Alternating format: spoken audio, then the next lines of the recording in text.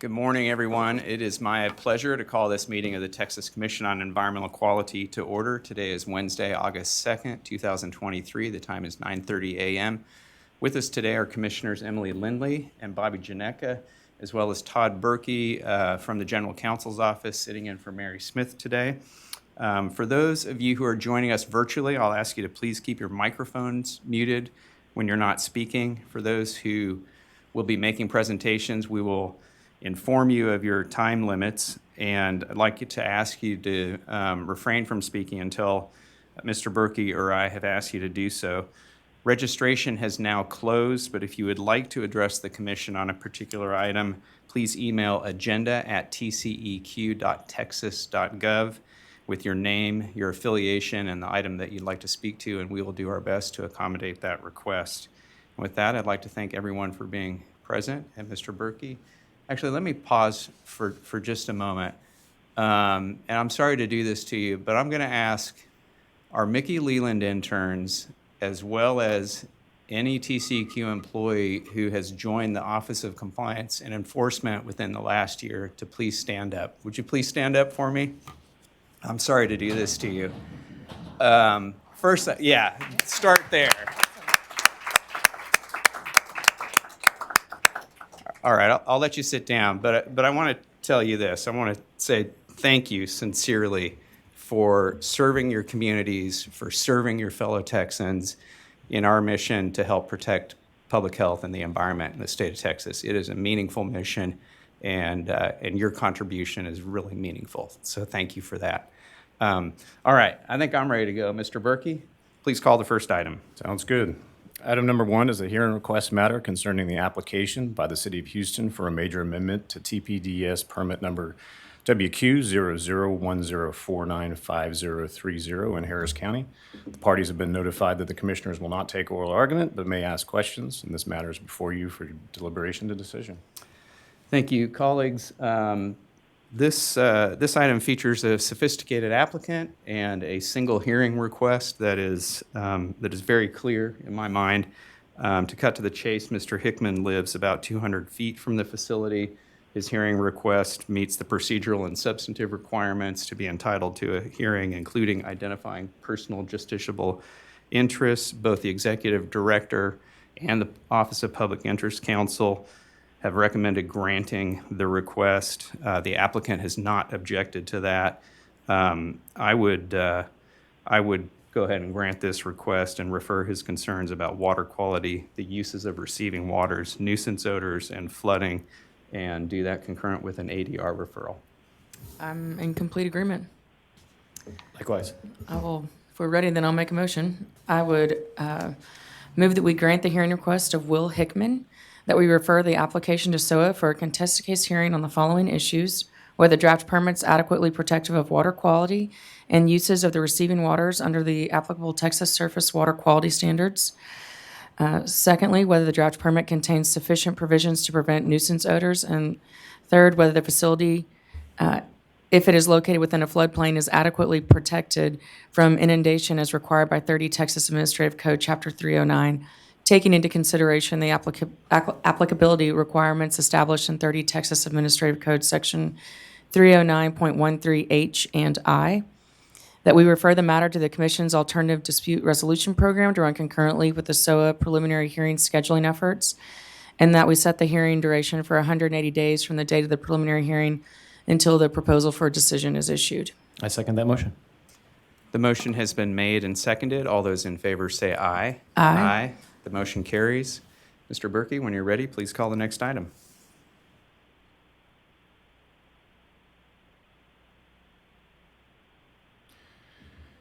Item number 2 is the hearing request matter concerning the application by Epitome Development, LLC, for new TPDES permit number WQ0016226001 in Williamson County.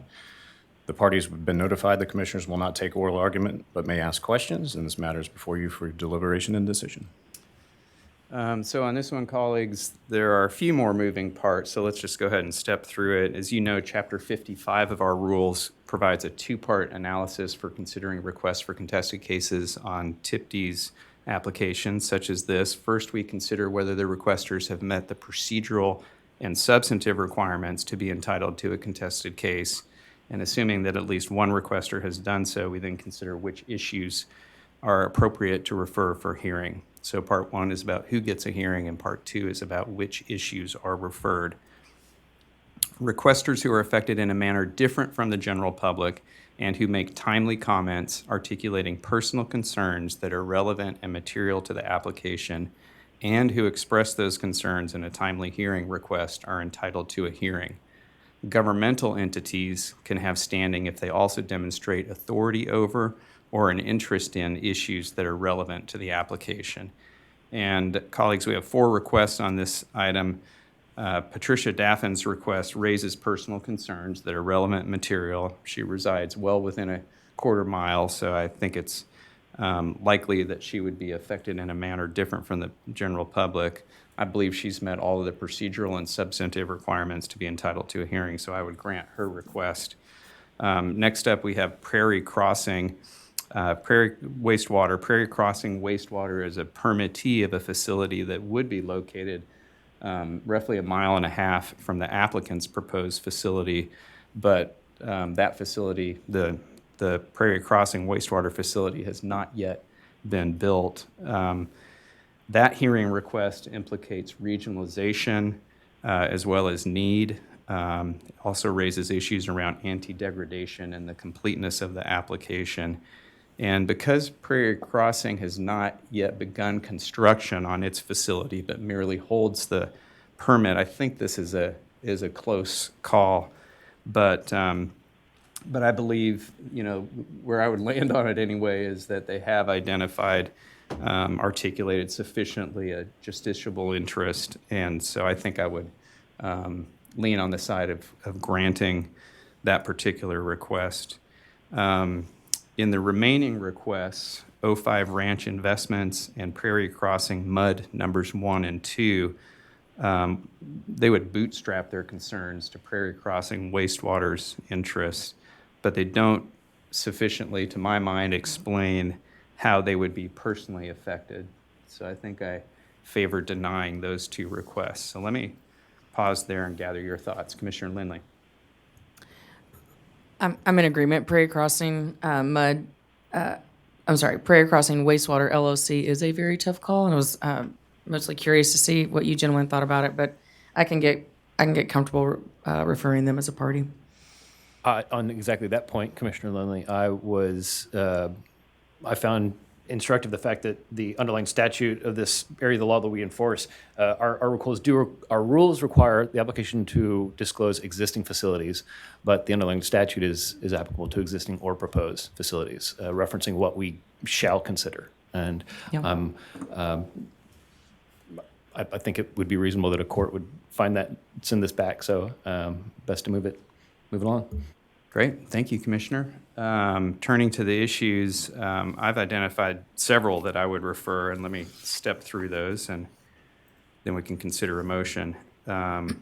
First issue is whether the draft permit is adequately protective of water quality, including existing uses of surface water, whether it is protective of aquatic life and livestock, whether it complies with the floodplain requirements, whether it complies with TCEQ's regionalization policy, whether the applicant has demonstrated a need under Chapter 26 of the Texas Water Code, whether the draft permit adequately addresses nuisance odors, whether it complies with TCEQ's anti-degradation policy, whether it complies with buffer zone requirements, whether the application is complete and accurate, and finally, whether the notice requirements are satisfied. And just to toss into the discussion, I would also recommend an ADR referral on this item. I'm in agreement on those issues, yeah. I think I have a motion that would capture that. Great. I move that we grant the hearing requests filed by Patricia Daffin and Prairie Crossing Wastewater LLC, that we deny the hearing requests of Prairie Crossing Mud numbers 1 and 2 and 05 Ranch Investments. I move that we refer the matter to the Commission's Alternative Dispute Resolution Program to run concurrently with SOA scheduling efforts, And I further move that we refer the application to SOA for a contested case hearing on the following issues. A, whether the draft permit is adequately protective of water quality, including the existing uses of surface water, aquatic life, and livestock, in accordance with applicable regulations, including the Texas Surface Water Quality Standards. B, whether the draft permit complies with floodplain requirements in accordance with 30 Texas Administrative Code Section 309.13a. C, whether the draft permit complies with TCQ's regionalization policy, and whether the applicant has demonstrated a need for the facility in accordance with Texas Water Code Sections 26.081 and 26.0282. D, whether the draft permit adequately addresses nuisance odor in accordance with 30 Texas Administrative Code Section 309.13e.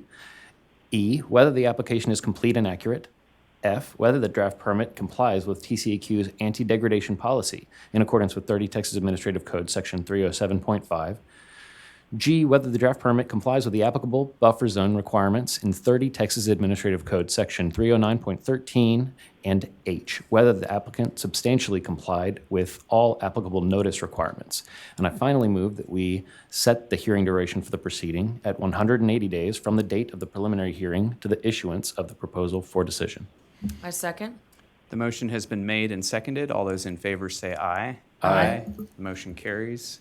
Mr. Berkey, when you're ready, please call the next items. Items numbers 3 through 17 include the Commission's enforcement docket. The Executive Director's staff is here to present these matters. We have several individuals who have signed in who have indicated they do not wish to speak unless the Commission has questions, and their presence will be noted for the record. We do have one individual signed in on item number 12 that has indicated a desire to speak to the Commission, address the Commission. And the Commission will limit initial comments of the speaker to 3 minutes and may extend that time if the Commission needs further discussion with the speaker. And these matters are before you for your deliberation decision. Thank you, Mr. Berkey, and good morning, Ms. Cordell. Good morning, Chairman, Commissioners, General Counsel, and Public Interest Counsel. For the record, my name is Melissa Cordell of the Enforcement Division, and with me today are Michael Parrish, also of the Enforcement Division, and Gitanjali Yadav of the Litigation Division, representing the Executive Director. Pending before you are items 3 through 17. The total assessed administrative penalties are $246,792, with $30,235 deferred, $24,441 applied towards supplemental environmental projects, and $192,116 to the general revenue. We respectfully request approval of these items and are available to answer any questions you may have. Thank you, Ms. Cordell. I have none at this time. Colleagues, any questions?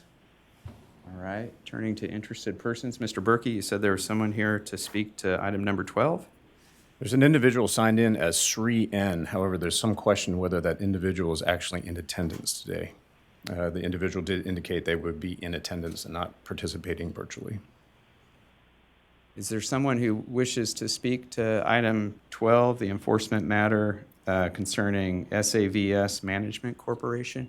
Why don't you come forward, sir, and come up to the podium, and I'm going to ask you to check to make sure that the green light is on the microphone. If it's not, you can push the button to turn it on. And when you're ready, if you just please say your name for the record and share your thoughts with us. Our name is Sri Neerakanda from SAVS Management Corporation. And this is regards to the underground tanks issue that we've been having for a while. Sorry. We bought this property based on saying that the tanks have been closed and there's no pumps, no nothing being operated on the premises. But we've been fined pretty heftily last year with $7,700 with no indication as to how do you control that if you all have an issue, as to what we have to do. No issue, just send us a bill saying that here is the fine, you just pay for that. And I was told today to come in here to present my case as to say what we have to do is somebody can guide us as to saying as, okay, you close your tanks, so you report this way, or what do we have to do? But just finding a customer with $7,700 is not a joke for a small business to just survive in a business. I understand that that's your policy is to find people, but for a small business, it's tough to survive. So I just want to see what somebody can guide us or give an answer as to what we have to do. Yeah, and I want to try to provide you with some helpful guidance, but let me understand a little bit more about the facts and what you're asking about. I believe it's the case that that SAVS Management or SAVS Management Corporation has entered into an agreed order on this, and that agreed order includes both a penalty component, but also I suspect it includes some ordering provisions that provide some instructions, maybe not detailed instructions, but some instructions that require the facility to come into compliance. And I think what I'm hearing you say, and you correct me if I'm wrong, but I think I'm hearing you say that you're not contesting what has already been agreed to, even though you're registering that it is a significant penalty and you feel that, but you're not contesting it. You're just asking for guidance about what exactly do we need to do to come into compliance with this order. Do I have that correct? Yes, sir. We already paid for the fine, so Okay. I mean, the money is gone. So just don't want to have the same issue coming again next year or this year, Right. where we have to pay an FT fine again. Right. We have a small business and local government assistance program that provides compliance assistance to people who are exactly in your situation. And I think you could probably find their phone number on the web pretty easily. If not, I would invite you to call my office. I'm also easy to find, and we'll make sure to put you in touch with that program to get you whatever advice that you'll need in order to come into compliance. Does that work for you? Yeah. I mean, as I said again, I mean, I know if a chance is given to a small business, I'm sure somebody will just go ahead. But rather than just sending a bill saying that you owe so much of money, and we bought this building from a previous owners, thinking that there was no business being done in that location, so everything has been shut down. But just asking us to pay so much money and saying that if you don't pay, we're just going to go to the courts is not how a small business can run business. Yeah. But I appreciate your time, and that's my main thing. I mean, a little guidance as to where we need to register or, do our way as to meet your requirements will be great. Okay. Well, Yeah. I'm very sympathetic to what you're sharing with us, and if you have any trouble reaching the people in our small business and local government assistance program, please let my office know, and I'll make sure that we make that connection. I appreciate that. All right. Thank Thank you you. very much, sir. Thank you. Mr. Berkey, is anybody else signed in to speak? No on one the- else is signed in to Okay. speak. Let's hear next from the Office of Public Interest Counsel. Good morning, Mr. Arthur. Good morning, Chairman and Commissioners. For the record, I'm Garrett Arthur, TCEQ Public Interest Counsel. OPIC supports adoption of these enforcement orders as presented by ED staff. Colleagues, I do as well. I think I'm ready for a motion. Well, I would move that we adopt items 3 through 17 as recommended by the executive director. I second the motion. The motion has been made and seconded. All those in favor say aye. Aye. Aye. The motion carries. Mr. Berkey, when you're ready, please call the next item. Item number 18 is the consideration of the adoption of new Title 30 Texas Administrative Code, Chapter 338, regarding the above-ground storage vessel safety program. The Executive Director staff is here to present this item. We currently have one person who has signed in on this matter that has indicated they would like to address the commission. The commission will limit initial comments from each speaker to 3 minutes, but may extend the time if the commission needs further discussion with that speaker. And this matter is before you for your deliberation and decision. Thank you, Mr. Berkey, and good morning, Mr. Sheedy. Good morning, Commissioners, General Counsel, and Public Interest Counsel. On behalf of the Executive Director, I'm Keith Sheehy of the Critical Infrastructure Division. With me is Bill Schaffer with the Office of Waste, Haya Simon with the Occupational License Registration Division, Barrett Hollingsworth with the Litigation Division. This adopted rulemaking will add a new Chapter 338 to implement SB 900 from the 87th Texas Legislature, required the establishment of a site-wide above-ground storage vessel program. The proposed rulemaking was published in the March 10th, 23 issue of the Texas Register. 6 public hearings were held between March 23rd and April 10th in Fort Worth, Beaumont, Houston, Corpus, Midland, and Austin. And the public comment period ended on April 10th. Based on the comments received, the rule team made changes while staying within the intent of SB 900. However, many of the comments received were outside of statutory language found in SB 900. The most significant change made from received comments concerning the applicability of the standards. Section 338.1B and 338.5A were revised to include language to clarify the applicability of the rules applied to ASVs, and the standards are only applicable when both the vessel meets the definition of above-ground storage vessel and the ASV satisfies the applicability criteria in the listed standard. This change clarifies that it is not the intent to expand the applicability of the standard beyond the applicability provided in those specific standards. It should be noted that the proposed incorporation by reference of 40 CFR Part 264, the record standards, was removed. Reasoning being that after further review, it was determined that there should not be any ASVs that would be subject to both the Chapter 338 rules based on the definition of regulated substance and the listed hazardous regulations. Therefore, these standards have been removed and an exemption was established in 338.3.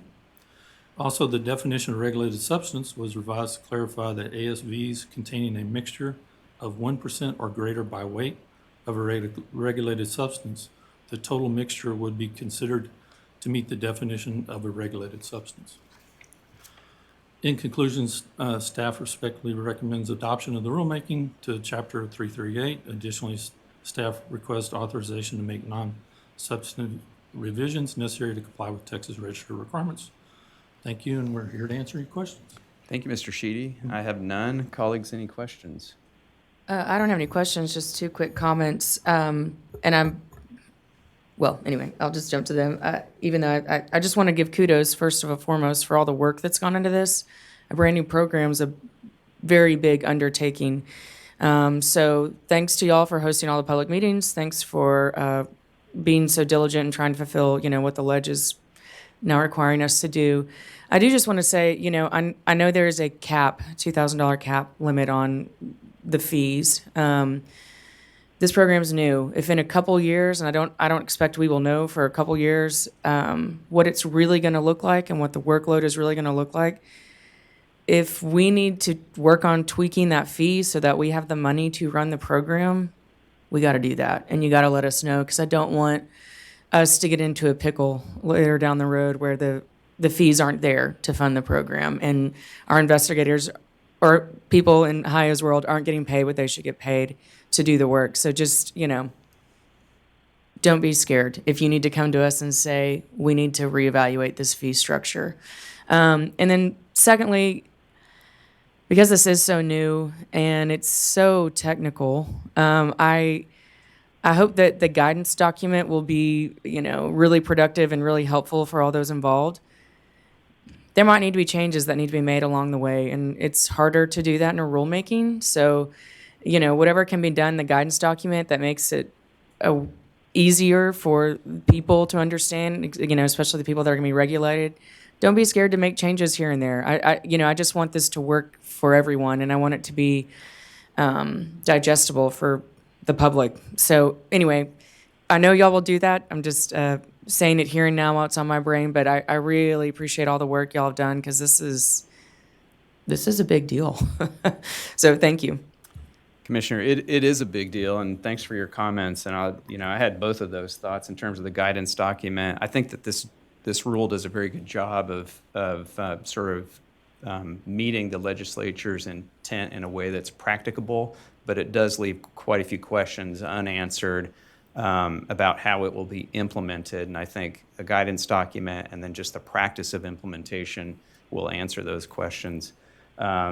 I also had the same thought about the fees. I understand that that current projections and estimations are that we are well within that $2,000 statutory cap, but we have had staffing issues at this agency, connected to salary dollars, and we need to make sure that we can pay our employees to do this work. I think we're okay now, but I had both That's in of the those, future. Yeah, I had hopefully both of that's a those long time thoughts, and I away. appreciate Yeah. you bringing them up.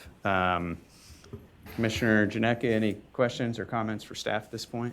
Thank you both for those comments. I wanted to sharpen the point that I think you both made in touching on the fees and the forward-looking nature of how we're making some assumptions, and I hope that we will watch it closely. There is a piece that I understand in there, hopefully reflects a bit of an overestimate in the terms of the staff need and the impact in the regulatory universe where this may land. We've made some good guesses on how many asks will come from the public for these particular types of facilities through this new authority. But to the point of the guidance document, this begins a conversation that I hope we will have in an ongoing manner with both the public and the regulated community all around the new expectations that our agency is thoughtfully carrying forward at the direction of the legislature. Nothing to add right now. All right. Thank you, Commissioner. Thank you, Mr. Sheedy. Mr. Berkey, you said that there was someone who had signed in wishing to address the commission. Upon clarification, that individual does not wish to address the commission. The individual's presence will be noted for the record, though. Thank you. Let's hear next from OPIC. Good morning, Mr. Martinez. Good morning, Chairman, Commissioners, General Counsel, and Executive Director. I'm Eli Martinez with the Office of Public Interest Counsel for the record. Our office participated in this rulemaking, and we are satisfied that the adoption package before you serves the public interest by creating the above-ground storage vessel safety program to provide for the protection of groundwater and surface water resources. In the event of an accident or a natural disaster, the rulemaking is statutorily required and was specifically assigned to our agency. We noted the comments that were made during the rulemaking efforts, and we agree on the disposition that was arrived at by the team, both in instances where changes were made in various definitions or even in the exemption of vessels that were already federally regulated, but also in instances where no action was taken, such as maintaining the hard certification date of September 1st, 2037, and declining to adopt standards that veer too far from SB 900. And for these reasons, we support adoption, but we are available for any questions. Thank you, Mr. Martinez. I have none. Colleagues, any questions for OPIC? No, thank you. All right. Well, as I mentioned a moment ago, I think that this rulemaking package does faithfully implement the statute. I'm ready to adopt it. I am too. I move that we adopt the new sections of 30 Texas Administrative Code, Chapter 338, as recommended by the Executive Director. I second. The motion has been made and seconded. All those in favor say aye. Aye. The motion carries. Mr. Berkey, when you're ready, please call the next items. Item numbers 19 through 22 are the quadrennial rule reviews for Title 30 Texas Administrative Code, Chapters 80, 122, 218, and 305. The Executive Director's staff is here to present these matters. No one is currently signed in to address the commission on these items, and the matters are before you for deliberation and decision. Thank you, Mr. Berkey and Ms. Rico. Good morning. Good morning. Good morning, Chairman, Commissioners, General Counsel, and Public Interest Counsel. On behalf of the Executive Director, I am Gwen Rico with the General Law Division. Pending before you are items 19 through 22, the adopted rule reviews of 30 Texas Administrative Code, Chapter 80, Contested Case Hearings, Chapter 122, Federal Operating Permits Program, Chapter 218, Brine Evaporation Pits, and Chapter 305, Consolidated Permits. As required by Texas Government Code Section 2001.039, Executive Director's staff conducted a rule review of these chapters to determine if the need for the rules within these chapters continue to exist. The proposed notices for the reviews for 30 TAC Chapters 122, 218, and 305 published in the February 24th, 2023 issue of the Texas Register, and due to an issue with the online public comment system, the comment periods were extended from March 27th to April 14th, 2023. Chapter 80 published in the March 24th, 2023 issue of the Texas Register with a 30-day comment period. One comment was received on Chapter 122 Rule Review Project, and this comment was reviewed and determined to be outside the statutory and regulatory purpose of the rule review and will be considered when the rule is next substantively changed. Based on the review of these chapters, the Executive Director has determined that the reason for the rules in Chapters 80, 122, 218, and 305 continue to exist. In conclusion, we respectfully recommend approval of the adoption of the rule reviews of 30 TAC Chapter 80, 122, 218, and 305. Additionally, staff requests authorization to make non-substantive revisions necessary to comply with Texas Register requirements. Thank you. The project managers and attorneys assigned to these chapters are here with us to answer any questions. Thank you, Ms. Rico. I have none. Colleagues, any questions? No, thank you. No questions, only to note that I'm grateful that this quadrennial rule review process continues to offer opportunities for the public to provide comments that, while aren't relevant and germane to that question we're asking, are these worth continuing on? Yes, clearly we want to keep our contested case hearing process in rule, but I'm grateful, and I reassure the public that our staff do receive those comments and then review them as those rule chapters come up in appropriate times. Thank you, Commissioner. Mr. Berkey, I'm going to have you repeat yourself. I think you told me there's no one signed in to speak on this. No one has signed in to speak on these Okay. items. And Mr. Arthur, what does OPIC think? OPIC agrees that the reasons for initially adopting the Chapter 80, 218, and 305 rules continue to exist, and we support readoption of the rules in each chapter. Regarding Chapter 122, it is OPIC's understanding that EPA's comments will be considered as general stakeholder input for possible future policy or rulemaking actions. With that understanding, OPIC agrees that the reasons for initially adopting the Chapter 122 rules continue to exist, and we support readoption of the chapter. Thank you. Colleagues, I agree with Ms. Rico and Mr. Arthur. I'm ready to move forward on these items. As am I can make a motion and hopefully say it the correct word this week. Adopt the rule reviews and readopt the rules in 30 Texas Administrative Code chapters 80, 122, 218, and 305 without amendment as recommended by the Executive Director. I second the motion. The motion has been made and seconded. All those in favor say aye. Aye. Aye. The motion carries. Mr. Berkey, please call the next item. Item number 23 is the public comment session. We currently have one individual that has signed in and expressed an interest in participating in that. So the commission will receive comments from the public on any matters within the jurisdiction of the TCEQ in accordance with Texas Water Code Section 5.112, except for pending permitting matters or other contested cases, which are subject to the ex parte prohibitions found in Texas Government Code Section 2001.061. The commission will limit initial comments to 3 minutes, but may extend that time if they want further clarification from the public commenter. So with that, I'll call Jojo Hesselmeyer. Good morning, Ms. Hesselmeyer. Good to see you. Good morning. How are you? Good, doing well, thank you. Good, I'll ask you just to go ahead and reintroduce yourself for the record, and then we're happy to hear from you. Will do. Good morning, Commissioners. For the record, my name is JoJo Hazelmeyer, and I am the Deputy Executive Director for the Texas State Inspection Association. Prior to joining TSIA last August, I spent 32 years at the Texas Department of Public Safety, where I retired in 2020. Of those 32 years, over 20 of those I spent managing the Vehicle Inspection Program as the Service Director over the Compliance and Enforcement Service. Today, I want to discuss two main concerns related to the Emissions Inspection Program. The first is the gap between safety inspections, when safety inspections end in Texas, and when emissions testing has to begin in Bexar County.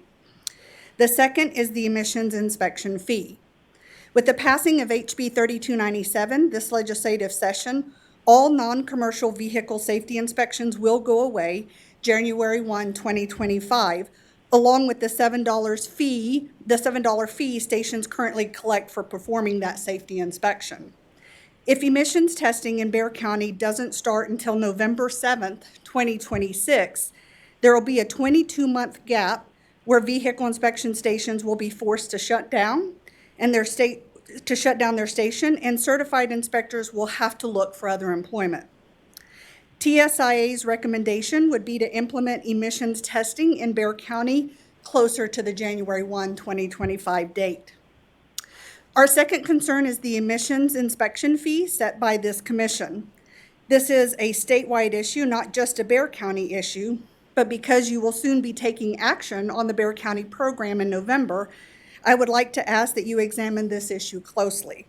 Keep in mind, emissions inspections are performed by private businesses, and these small business owners have to make a decision about whether it makes good business sense to offer emissions tests based on the cost of their equipment, rent, and the revenue that will be generated from the inspection fee. In 2001, the Texas legislature required TCEQ to review the fees established for the motor vehicle emissions inspection program at least biannually. Your agency conducts this study every 2 years, and each time it has recommended that the fees should be increased. Additionally, in 2020, TCEQ commissioned a study to help prepare for the future implementation of an IM program in Bexar County. This study recommended a fee between $18 and $22. Based on these two studies, which were done prior to the significant inflation that we've all seen these last 3 years, TSIA recommends a standard fee for all emissions testing in Texas be set at $25. There's not a single service that you and I pay for every day that has not increased significantly in the last 20 years. Yet the emissions inspection fee has never been increased, not since the inception that I'm aware of, since 2001. That's 3 minutes. I'll just ask you, you can finish your thought. Okay. So for those citizens who have to take off of work to get their emissions inspection done, it'll cost them more in lost wages than it would to increase this fee. Again, it's my personal and professional belief that HB 3297 will be the straw that breaks the camel's back come 2025. I urge you to heavily consider these recommendations, and I'm happy to answer any questions that you may have. Thank you, Ms. Hazelmeyer. Appreciate you being here today. I don't have any questions for you. I'm going to consider your comments offline. Thank Okay. you. All right. Thank you. Appreciate you. All right. Thank you, guys. Mr. Berkey, anybody else wishing to address the No one commission? else has indicated an interest in participating in the public comment session. Okay, with that, I'll ask you to please call the next items. Sure. Items numbers 24 through 27 are posted for closed session, and the commission will not meet in closed session today. With that, the time is 10:07 a.m. and we are adjourned.